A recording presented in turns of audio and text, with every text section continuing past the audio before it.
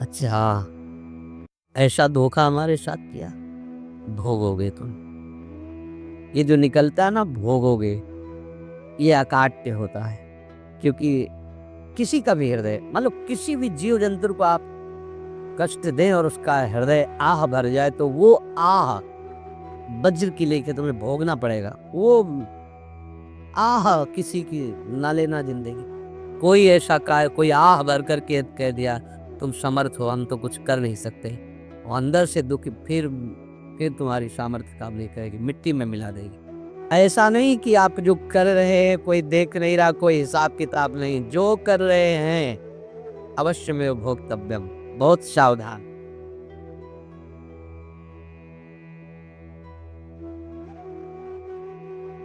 जीव स्वयं नित्य निरंतर कर्मों के जाल को रच रहा है और अपने आप को बांध रहा है। आपको मुक्त होना है, बंधना नहीं है। जीव का जन्म कर्मों के अनुबंध से होता है, कर्मों के बंधन से होता है और उसको अपना ऋण चुकाना होता है। कर्मानुबंध ये बहुत सूक्ष्म विषय है। जैसे आप जिस परिवार में जन्म लिए हैं तो उस परिवार के लोगों से आपका ऋण है, इसलिए उसी परिवार में आप आए हैं। और ऋणानुबंध उसको बिना चुकाए या बिना वसूल किए आप वहां से जाएंगे नहीं। आपको लेना है तो वसूल करना है और देना है तो चुकाना है। ये पूर्व के जन्मों से निश्चित किया गया है।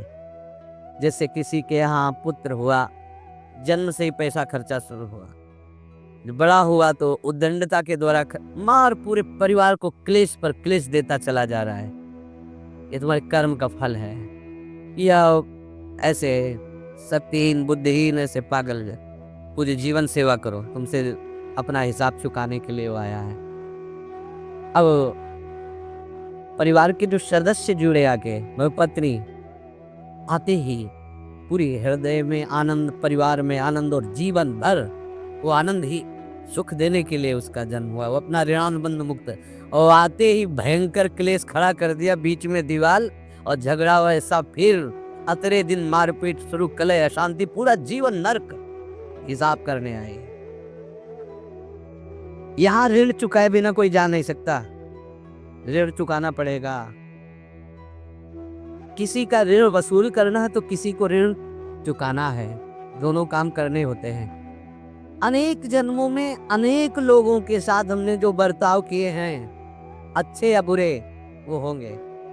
अब किसी आदमी को हम जानते नहीं, अचानक मिला, अचानक टक्कर लगा और मार पीट गाली गुप्ता सब कर दिया, चुपचाप सह लो। क्यों? ये आपका हिसाब है, पूर्व का हिसाब। हमारा उससे कोई द्वेष नहीं, कोई संकल्प नहीं।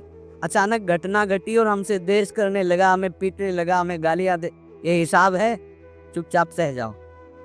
अपने घर का भाई ही भारी दुश्मन बन गया और क्लेश हिसाब है।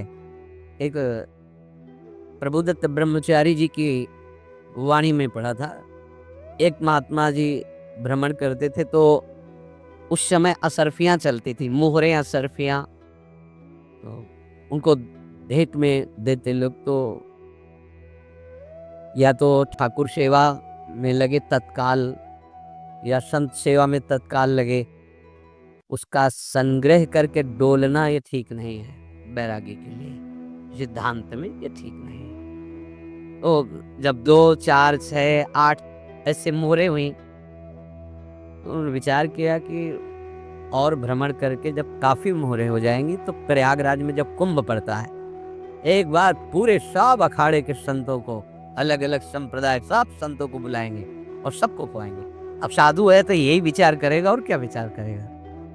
तो उन्होंने ऐसे डंडा बनवाया, बेंत, जो ऊपर से चूड़ीदार और भीतर पोला, और मोहरे उसमें डालते गए और भ्रमण, जहां जहां श्रद्धालु भगत सबके यहाँ जाना और इच्छा रखना कि एक मोहर तो दे दे दक्षिणा में। कामना कोई भी हो वो बांधती ही है, ध्यान रखना। इसीलिए प्रभु जो चाहे वो करे, अपनी चाह नहीं रखनी चाहिए, अपनी चाह प्रभु की चाह में मिला देनी चाहिए। धीरे धीरे वो छड़ी भर गई भ्रमण करने वाले महात्मा चूड़ी लगाई, इंतजार करते रहे। जब प्रयाग का कुंभ पड़ा तो चले। रास्ते में एक गांव में पूछा जाता है जैसे कहीं रुको कि कोई श्रद्धालु ऐसा है जो संत सेवी है। तो कुछ लोगों ने बताया हाँ एक परिवार है, बहुत संत सेवी हैं और आपको मिलाते हैं उनसे। हमने हाँ ये महाराज घर में रुका, खूब अच्छा हलवा पूड़ी पवाया और जो घर के मालिक थे चरण दबाए। चरण दबाते दबाते उनकी दृष्टि पड़ी उस डंडे पे, इतना मोटा और ऊपर से कुछ चूड़ी सी भी नजर आ रही। इस डंडे में तो कोई रहस्य है ही है। अब महात्मा जी को खवा पिला के सुला दिया। महात्मा जी जब सो गए तो पत्नी से धीरे से कहा वो डंडा लाओ बाबा जी का। डंडा और चूड़ीदार जो ही खोला पलटाया तो सैकड़ों मोहरे। ऐसे संत रोज पधारे भगवान, तुम आनंद हो जाए फिर क्या। पत्नी से कहा नाक के कंकड़ लाओ। वो तो महात्मा जी तो खाए खीर पूरी, आराम से सो रहे हो। रात में पूरी प्लानिंग करके उसमें कंकड़ भर के चूड़ी लगाकर सिराने रख दिया, सारी मोहरें हटा ली। महात्मा जी आराम से छड़ी उठाए तो वजन पक्का। वैसे बड़े लोग चतुर होते हैं पर ये नहीं जानते कि कर्म कितना भयानक होता है। और उनकी कोई संतान नहीं थी पर धन में इतना प्रेम उनको था। बहुत सावधान साधु महात्माओं के पास जो अर्थ है, गृहस्थी अगर आता वहीं से है पर अगर उसको जोर जबरदस्ती या किसी छल कपट से तो वो उसका विनाश ही करता है। आज तक का प्रमाण है। अब उनको ये भाव पता नहीं होगा या पता होगा तो लोग के कारण वो उसको मान नहीं पाए होंगे। महात्मा जी गए प्रयाग में, किसी अखाड़े पर रुके और वहाँ प्रार्थना की कि कल जो है संपूर्ण अखाड़ों का निमंत्रण किया जाए और सब संतों को भोग पवाया जाए, उनको दक्षिणा भी दी जाए। महंत ने सोचा कि बहुत बड़ा है तो उत्सव है, क्योंकि प्रयाग में कितने हजारों संत महात्मा सब। उनका महाराज बोरो इसमें चीनी और टीनो घी लगेगा, सब व्यवस्था। बोले आप मंगाइए, एक एक हिसाब हम करेंगे, हमारे पास सब व्यवस्था है। बोले कुछ तो पहले दे दो, वो इकट्ठे देंगे हम। उनको था कि अगर हम छड़ी खोला और दो चार मोहरे दी, किसी को पता लग गया तो गड़बड़ हो सकती। बोले हम भंडारे के समय आखिरी में सब कुछ आपको दे देंगे। ठीक। वो अपने पास से पैसे लगाकर खूब जितना सामग्री सब लाए लाखों की और सब संतों को निमंत्रण कर दिया। संत जन निमंत्रित हो गए, भंडारा बन रहा है। तब वहाँ के महंत है, उनका देखो भंडारा भी बन रहा है, संतों को निमंत्रण। अब आप अर्थ की व्यवस्था कीजिए, क्योंकि इतनी बड़ी हमारी सामर्थ्य नहीं थी जितना हमने किसी तरह हमने ये व्यवस्था की। अब मुझे अर्थ चाहिए, तभी आगे की व्यवस्था बढ़ेगी। संतों को दक्षिणा देंगे और जिनसे अर्थ लिया उनको दे। देखो रसोई बन गई है सब। तुमका साथ में विश्वास नहीं तो अभी चूड़ी खोली। उनको तो था ना कि मोहरे हैं कंकड़। तो जैसे कितना उनको सदमा लगा होगा। हजारों संतों का निमंत्रण, रसोई बन, और संत हो कि छल कपट। तो उनका महाराज आपने तो हमारा नाश कर दिया, जो महंत थे। अब बताओ रसोई बन गई, संत निमंत्रित हो गए, आप ये कंकड़ दिखा रहे हैं हमको। आपने तुम्हें बर्बाद कर दिया। हमारी इतनी सामर्थ्य नहीं थी, आप पहले बता देते। संत होकर ऐसा छल कपट। अब वो बोले तो क्या बोले, क्योंकि उनको पता था कि मोहरे हैं इसमें। अंदर से उनका चिंतन गया उसी सेठ के पास, अच्छा ऐसा धोखा हमारे साथ किया, भोगोगे। तो ये जो निकलता है ना भोगोगे, ये अकाट्य होता है। क्योंकि किसी का भी हृदय, मतलब किसी भी जीव जंतु को आप कष्ट दें और उसका हृदय आह भर जाए तो वो आह वज्र की लेके तुम्हें भोगना पड़ेगा। वो देखो विष्णु जी को भोगना पड़ रहा है ना। सांप को ऐसे धनुष के नोक से उठाया और बम्बूल के कांटों के ऊपर फेंक दिया, कई दिन तक सदा हुआ, वो आह भर करके मरा। तो आपको 6 महीने बाणों की सैया पर आह किसी की ना लेना जिंदगी में। कोई ऐसा कहा, कोई आह भर करके कह दिया तुम समर्थ हो, हम तो कुछ कर नहीं सकते, और अंदर से दुख फिर तुम्हारी सामर्थ्य काम नहीं करेगी, मिट्टी में मिला देगी। फिर ये तो संत थे और भगवत आराधना के लिए, संत आराधना के लिए ही ऐसा किए हुए थे। अब इनका कैसे मुंह दिखाएं, अब क्या करें। सुबह संत जन आएंगे सबके बीच में हमारी कि देखो इन्होंने, अब क्या करें। गए और संगम में जाके छलांग लगाई, अपने प्राण त्याग दिए।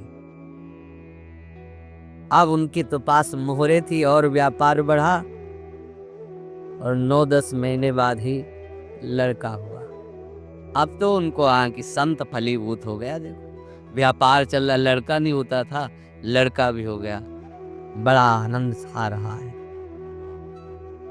जब से वो प्रकट हुए और धन की वृद्धि शुरू हो गई, पढ़ाई लिखाई में उनके खर्चा हुआ सब, बस बीमारी शुरू हो गई उनके शरीर में, और उसमें पैसा जाना शुरू हुआ। इतने आसक्त तो वो दोनों हो गए कि कुछ भी हो, व्यापार ठप, संपत्ति बेचना शुरू। तो उन्होंने कहा कि बेटा मैं क्या कर सकता हूँ तुम्हारे लिए। बोले हमारी अंतिम इच्छा है, प्रयाग चलो और जितने प्रयाग में संत महात्मा सबको एक बार भंडारा करवाओ। हमारी इच्छा अंतिम है, क्योंकि अंतिम ये इच्छा थी। बोले अब ज्यादा संपत्ति तो नहीं रह गई। तो बोले घर बेच दो, मेरे लिए ही तो है, बेच दो। मुझे लगता मैं बचूंगा नहीं, पर मेरी अंतिम इच्छा पूर्ण कर दो। घर बेच दिया, जेवर बेच दी। वहां गए, जब संत सेवा की तो बोले मुझे संगम तक ले चलो। संगम तक ले गए और बोले समझे तुम चुराए थे और हमने उसको छीना है, कुछ नहीं रह गया तेरे पास कुछ, अब केवल ममता और आसक्ति में जल कर मर और नरक प्राप्त कर। मैं वही महात्मा हूं जिसकी तूने मोहरे ली थी, शरीर छोड़ दिया। महात्मा को जन्म लेना पड़ा और इनको दुर्गति भोगनी पड़ी। ऋणानुबंध ओस में, ऐसा नहीं कि आप जो कर रहे हैं कोई देख नहीं रहा, कोई हिसाब किताब नहीं, जो कर रहे हैं अवश्य में भोक्तव्यम। बहुत सावधान। अनेक जन्मों में अनेक लोगों से जो कुछ लिया दिया है, इस लेने देने को मिटा देने के बाद ही तो मुक्त हो गए। इसीलिए एक उपाय है, लेना न देना मगन रहना। क्या? मालिक को समर्पित हो जाओ, मालिक को अपना माना हुआ समर्पित कर दो, खत्म। आम त्वाम स्वरूपापेभ्यो मोक्षयिष्यामि, सब खत्म। आगे पीछे लेना देना सब खत्म। एकादश स्कंद में भगवान श्री कृष्णचंद्र जी ने कहा जो मेरे चरणों का आश्रय लेकर भक्त मेरा भक्ति करता है, उसके पितृ ऋण, मातृ ऋण, देव ऋण, ऋषि ऋण, सब ऋणों से मैं मुक्त कर देता। बस यही एक उपाय है जो इसके बंद करने का उपाय भक्तों के लिए है, वो यही है, भगवान की शरण में होकर अपना माना हुआ पूरा भगवान के अर्पित कर दो। अर्पित करने का तात्पर्य उसमें आम हटा दो। तदीयम वस्तु गोविंदम तुभ्यमेव समर्पय। जिनसे तुमने सेवा करवाई है उनकी सेवा करनी पड़ेगी, जिनसे तुमने जो कुछ लिया है उनको देना पड़ेगा। ये लेने देने का व्यापार जब तक समाप्त नहीं होगा तब तक तुम्हारा जन्म मरण चलता रहेगा। अब आपको यहाँ समझना है, यदि आपसे किसी ने पैसे लिए और बेईमानी करके नहीं दे रहा है तो आप उसको गाली मत दीजिए। आपने बेईमानी की थी इसलिए आपकी बेईमानी हुई है, ले गया, कोई बात नहीं है, बंधन से मुक्त हुए। जो बोझा था चला गया, उसको ऐसा ना देखे कि ये बेईमान हमारे रुपए मार लिए, अब जो कुछ होगा देखेंगे। अगर आज आगे नया कुछ करते हैं तो फिर आगे का हिसाब आपको भोगना पड़ेगा, ध्यान रखना। ऐसा नहीं है कि आपको भोगना नहीं पड़ेगा। एक ही उपाय है कि अब जो शरीर धारण किए इसी में जो भोग ले, आगे ना होना चाहिए। तो क्या करे? सर्वतो भावेन भगवान की शरण ले ले। ये तो सर्वाणि कर्माणि मयि सन्न्यस्य मत्पराः अनन्येन योगेन माम ध्यायन्तु उपासते तेषाम् अहं समुद्धर्ता मृत्यु संसार से। ये बड़ा कठिन है पार होना, कोई छोटी मोटी बात है।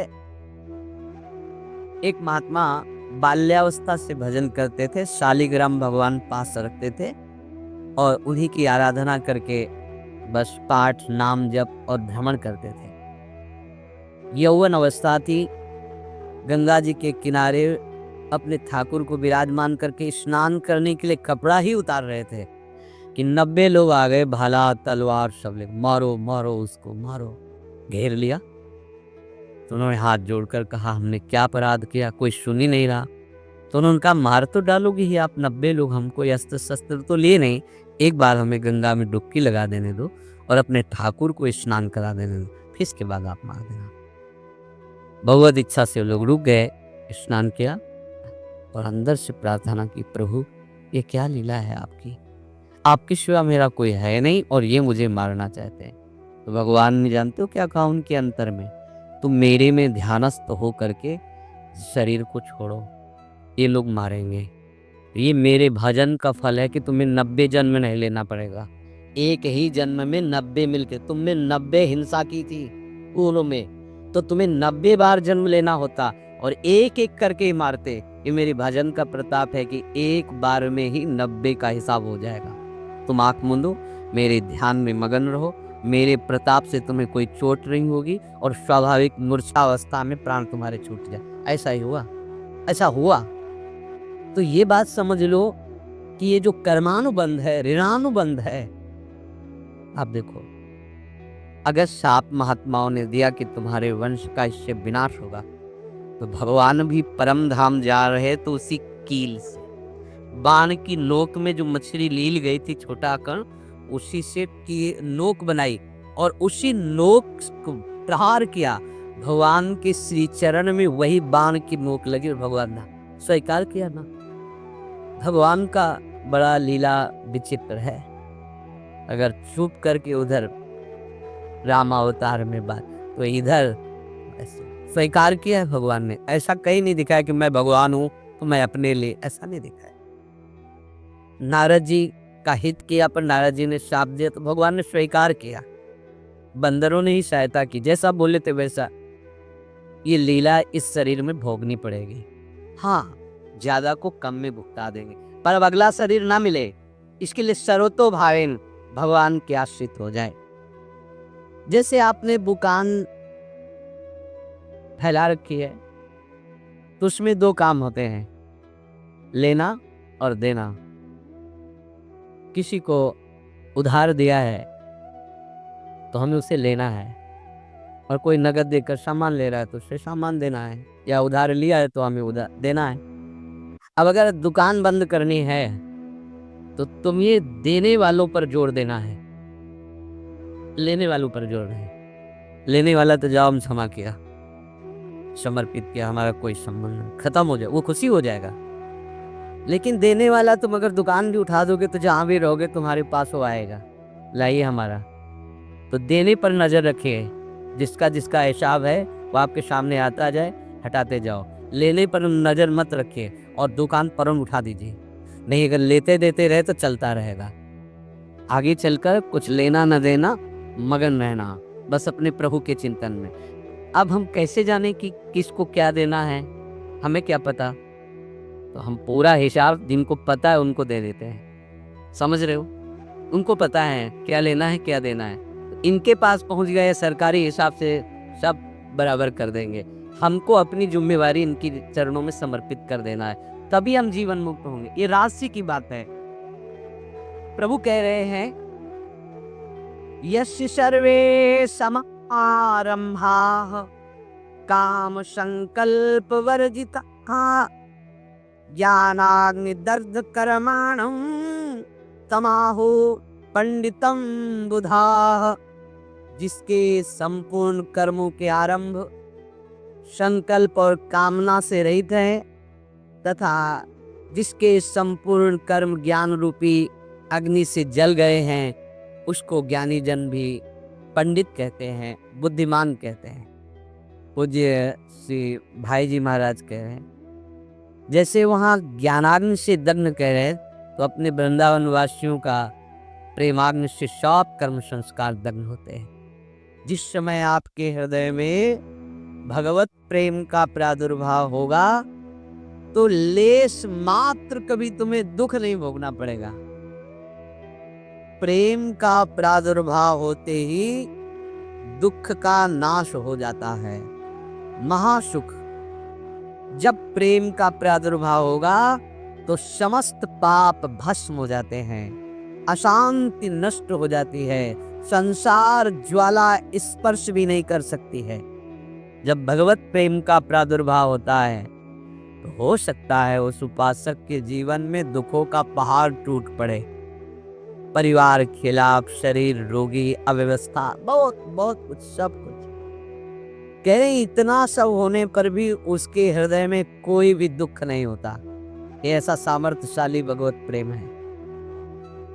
भगवान के चरणार बिंद का जिसके हृदय में प्रेम है, भारी से भारी दुख भी उनको विचलित नहीं कर सकता।